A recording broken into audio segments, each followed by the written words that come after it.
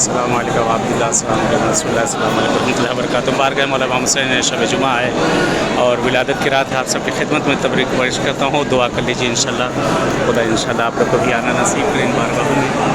और माशाल्लाह बड़ा हुजूम है, बड़ा रश है। इंशाल्लाह ज़रूर दुआ दूँ आप लोगों के लिए। इंशाल्लाह इस हबीब को भी दुआ में याद रखिएगा, मैं भी दुआ दूँ आप लोगों के लिए। और हदीया तबरीक पेश करता हूँ मौला इमाम हुसैन इस्लाम की विलादत मौला अब्बास सर मासूमीन की बरात शब जुमा है और ज़रिया अक़दस को देख सकते हैं। इंशाल्लाह ज़रूर मैं दुआ करूँ। अपनी दुआ में इस हबीब को याद रखिएगा, बहरहाल मेरी सेहत के लिए भी दुआ करिएगा और मैं भी आप सब के लिए दुआ करूँ इंशाल्लाह। बस अभी मैं भी पहुँचाऊँ आज ज़ियारत के लिए, वहाँ सबको याद करके बात करें इंशाल्लाह।